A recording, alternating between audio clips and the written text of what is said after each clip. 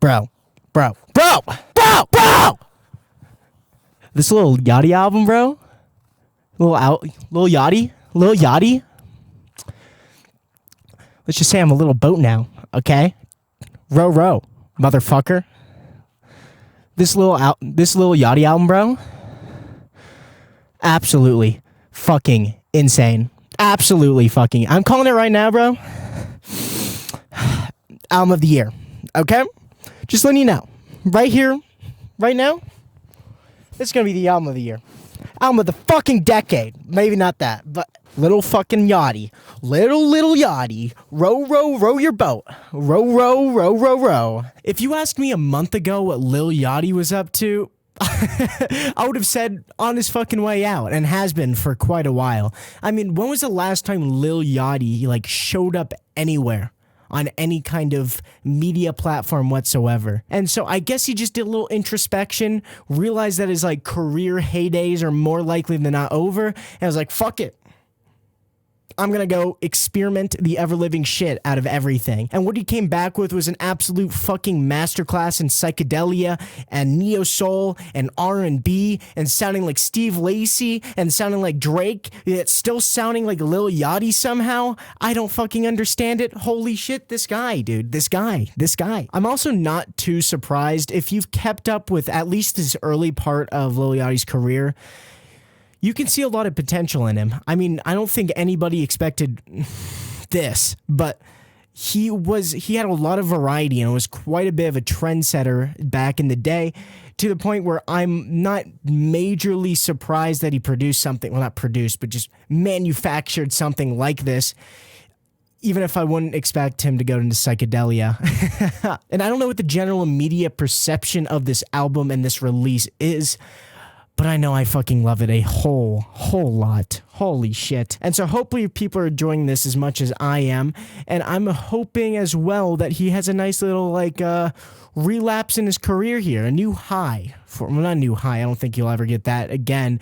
But just a new kind of spot in the spotlight. The Black Seminole is a 6-minute goddamn epic, dude. I swear to God, is this shit produced by Pink Floyd? Not and it's the absolute mother trucking epitome of psych and neo soul. I'll tell you that much right now. You get the slow tempo drums, a smooth fucking bass line, the organ, dude, and Lil Yachty's just smooth lyrics in general. And oh my God, I am talking about Lil Yachty and talking about just grandiose, almost orchestral levels of production and scale. Halfway through the song, though, this guy's done singing. Instead, you get a few minutes of this droning psychedelia, which then suddenly turns to a goddamn rocket launch with some super fun vocals from some woman I don't actually know. I didn't look it up. And I don't know who she is, but nailed it. In the next song here, called Ride, Lil Yachty kind of summons his inner blade for the song, paired with some equally as awesome production this time around. I like those bright synths that shoot out every now and then as well, but that Tizo touchdown guy, a little corny, just a little. I go into the void, and then as in avoid all of my friends, and now I'm unemployed, and now I'm annoyed. What's gone? All of my joy. Now I'm just a toy. There's something about the lo-fi aesthetic of Yachty's vocals on Running Out of Time, coupled with those soulful-ass, funky-ass instrumentation there, that's just, kind of a vibe. Running out of time. I don't really say that often, but that is literally the only way I can kind of encapsulate the feeling that this song kind of gives me. His voice genuinely sounds so fucking gorgeous in this song that it's kind of unbelievable. Tame Impala? Beach House? Dua Lipa? Lay up with me. Lil Yachty.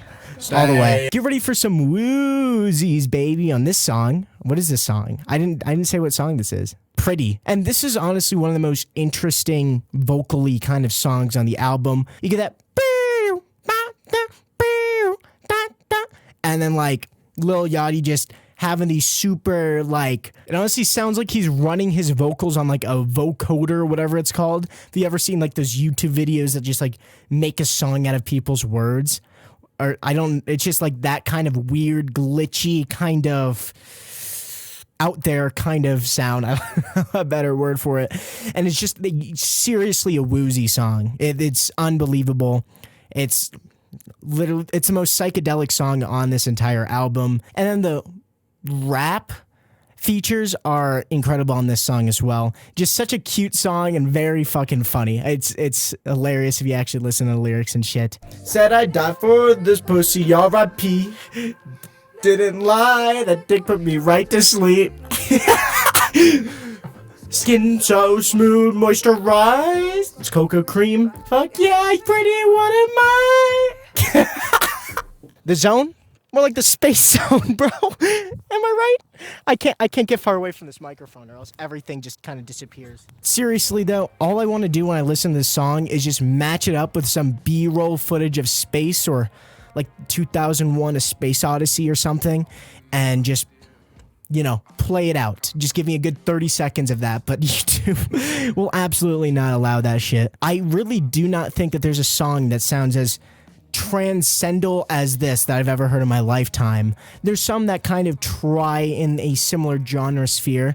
Admittedly, I am such a not expert in psychedelic music, it's not even funny, but like, I don't know, Spiritualized I really like, and they have literally a song that's just trying to sound like you're floating in space, and even that just doesn't scratch that itch that this song really puts on for me. This is kind of a cringe comparison, but if any Osu mother flippers, us, are out there, listen to Mayday by the Fat Rat or some shit, I don't even know. You'll know what I'm talking about. It's just a very spacey kind of song where something about the synthesizer just make me feel like I'm fucking floating in space, and it's awesome. And that's the only thing that kind of comes close. Porter Robinson or someone that's like a contemporary of Porter Robinson adjacent could probably pull it off or something as well. We Saw the Sun is awesome, but I don't really have anything new to say. Besides listen to it.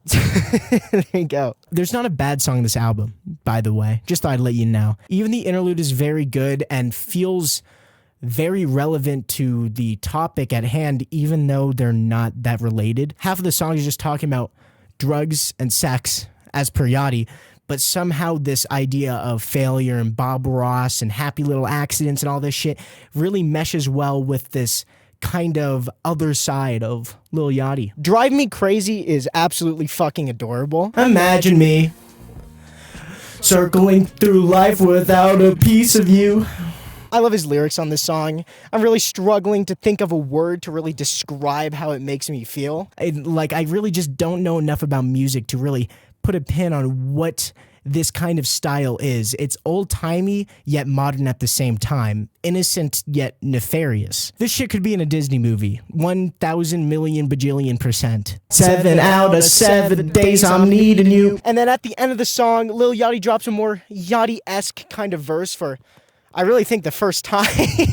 And it just sounds awesome. But it's also pretty funny at the same time. There are some funny lyrics.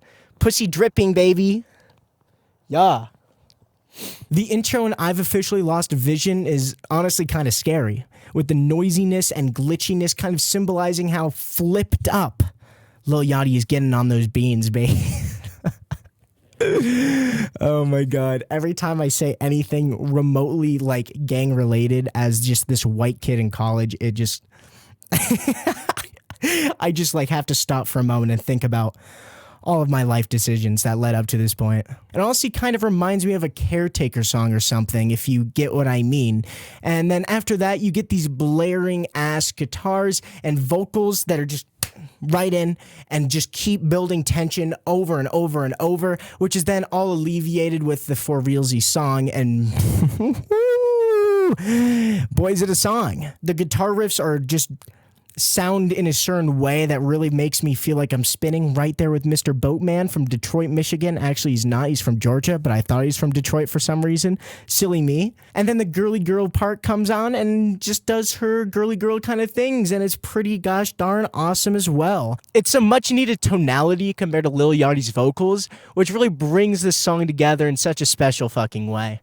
It's easily, I already said this, but it's one of the best songs in the album. I fucking love this song. I've officially lost vision! You know? It's fucking sick. Say Something is basically a Drake song made in Lil Yachty's fun little psychedelic world that he's kind of made for himself. And it's pretty cool, especially if you're into Drake. So if you want your best chance to like this Lil Yachty album as a Drake fucking stan, Say Something. Paint the Sky, well, paints the song with this gorgeous synth pop production and a ridiculously catchy fucking chorus. And I haven't mentioned this yet, but a lot of these songs remind me of just the vaporwave, synthwave kind of trend that happened in the 2010s area, I want to say. Peak Leafy time, or not. I don't know when Leafy peaked, but when I watched Leafy, okay, where you just kind of have like some neon Tron-esque bullshit, GTA Vice City, and then this production style that's very woozy, and there's not a sample focus like vaporwave does, but you just have to listen to it to see what I'm hearing here. I would not be surprised if Lil Yachty's listening to some Floral Shop in his day or something, but you can really hear it in like the snare drums that are just super like off tempo and flat, I guess is the best way to say it. It feels like it's very flattened, but like not at all like that because I don't play the drums or make music. The Alchemist is the most rap sounding song in this album. Those drums are just going bam, bam, bam. And Yachty's just rippity-rapping away with some cool-ass bars. And then it just dissolves into girly girl time. And then, uh-oh, here comes Yachty back on the beat. And then it ends on a rather somber tone that really leads very well into the final song, Reach the Sunshine, which almost sounds like a King Cruel song or something starting off, where he couples acoustic guitars with psychedelic sounds that, I don't know, just reminds me of King Cruel. And then he just kind of comes all over my face with synthesizer upon synthesizer upon synthesizer just stacked on top of each other and just thrown out all at once in this beautiful, layered, textured sound. And then the second half comes on in the exact same kind of fashion that you'd expect from this album and just... it's magical. All in all, the second I heard this album, I had to make a video about it. Just instantly, I dropped everything, wrote a script in a day, and then started playing with the video format. And it seems like in general, it's very similar to Quedeca's album, where some people are just absolutely entranced in this special world that this artist made, while other people are just not lukewarm by it, but just impressed from a distance, I guess is the best way to describe it. And that's what a lot of people seem to be. I am not in that camp. I am the camp where I'm just absolutely enamored by this. Can't wait to listen to more. I don't like saying that because artists are not just music machines, just music fucking dick pumps. Pumping out, that's a bad analogy. I've completely forgot what I was talking about. I'm going, I don't know. It's a great album, great production, great vocals. I love everything about it. There's not a single negative to this album. I don't know. Let me know what you think. Bye.